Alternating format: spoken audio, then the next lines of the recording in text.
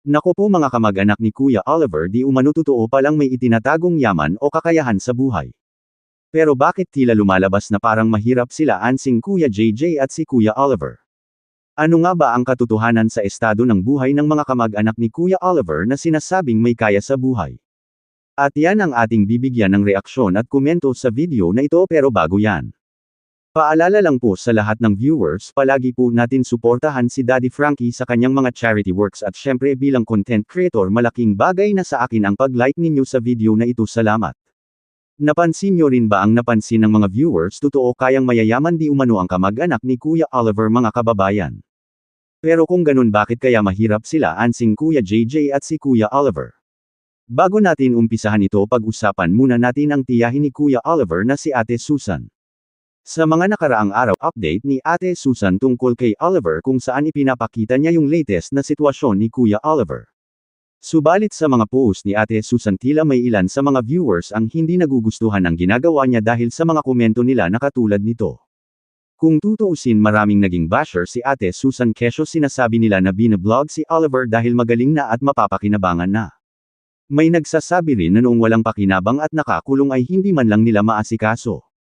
Dito ang masasabi ko naman, wala naman tayong kontrol sa sasabihin ng viewers dahil karapatan nilang nagsalita ayon sa kanilang nakikita. At dito pag-usapan naman natin ang di umano mayayaman pala ang kamag-anak ni Kuya Oliver, pero bakit naghihirap si Kuya Oliver? Sa video na ibinahagi ni Ate Susan, makikita natin na nahadjap ng camera yung mga bahay na masasabi natin may kalakihan at masasabi rin natin hindi naghihirap ang mga taong nag-atira dito. Ang pinakaagaw pansin dito ay yung bahay ni Ate Susan na may kalakihan talaga at may second floor pa mga kababayan. Kaya naman dito naging palaisipan sa mga viewers bakit naghihirap sila Oliver ansing at Kuya JJ gayong malalaki ang bahay ng kamag-anak nila at malaki rin ang bahay ng kamag-anak ni Ansing. Dito napapaisip tuloy ang iba kung pinababayaan lang ba talaga si Kuya Oliver ng kanyang kamag-anak, dahil kung tutuusin kaya naman nilang tulungan si Kuya Oliver kahit wala si Daddy Frankie.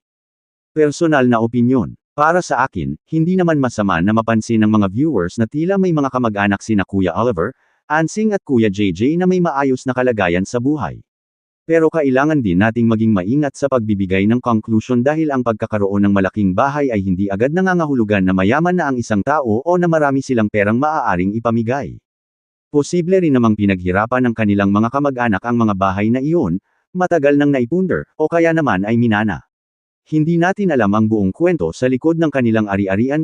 Pero sa kabilang banda, naiintindihan ko rin kung bakit may mga viewers na nagtatanong kung bakit tila kailangan pa rin ni Kuya Oliver ng malaking tulong kung may mga kamag-anak naman siyang mukhang may kakayahan sa buhay. Natural lang na maisip iyon ng mga tao dahil kapag nakikita nilang may maayos na pamumuhay ang ilan sa kanyang mga kamag-anak, mapapatanong talaga sila kung hanggang saan ang naibibigay nilang suporta kay Oliver. Para sa akin, may responsibilidad pa rin ang pamilya na tumulong sa isa't isa, lalo na kung may kamag-anak na nangangailangan. Pero hindi ibig sabihin ito na obligasyon ng isang kamag-anak na siya na ang sumagot sa lahat ng pangangailangan ni Oliver. May sarili rin silang pamilya, gastusin, problema at kinabukasan na kailangan nilang isipin. Ang pinakamaganda siguro ay tulungan si Oliver ayon sa tunay na kakayahan ng bawat isa. Kung may kakayahang magbigay ng pagkain, oras, pag-aalaga o pinansyal na suporta, malaking bagay na iyon. Hindi naman kailangang akuan ng isang kamag-anak ang buong responsibilidad. At para naman kay Oliver, sa tingin ko mahalaga rin na kung kayanan niyang gumawa ng ilang bagay para sa kanyang sarili, dapat unti-unti rin niyang matutunan na tulungan ang kanyang sarili. Mas maganda kung may suporta mula sa pamilya at sa mga taong tumutulong sa kanya, pero kasabay nito ay magkaroon din siya ng pagkakataong maging mas independent habang kaya niya. Kaya para sa akin, hindi ko masasabi na pinababayaan talaga ng mga kamag-anak si Kuya Oliver dahil hindi naman natin alam ang buong sitwasyon ng kanilang pamilya. Hindi rin natin alam kung ano ang mga tulong na ginagawa nila na hindi ipinapakita sa camera. Kung tutuusin, hindi rin naman sukatan ng pagmamahal o pagtulong ang laki ng bahay ng isang tao. Maaaring malaki ang bahay pero marami ring gastusin at responsibilidad ang pamilyang nakatira roon.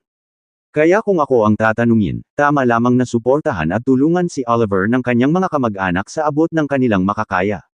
Pero kasabay nito, sana ay magkaroon din si Oliver ng pagkakataong unti-unting makatayo sa sarili niyang mga paa kung kakayanin na niya. At higit sa lahat, huwag sana nating husgahan agad ang buong pamilya base lamang sa mga bahay na nakikita natin sa video. Iba-iba ang sitwasyon ng bawat pamilya at hindi natin alam ang buong kwento sa likod ng kanilang buhay.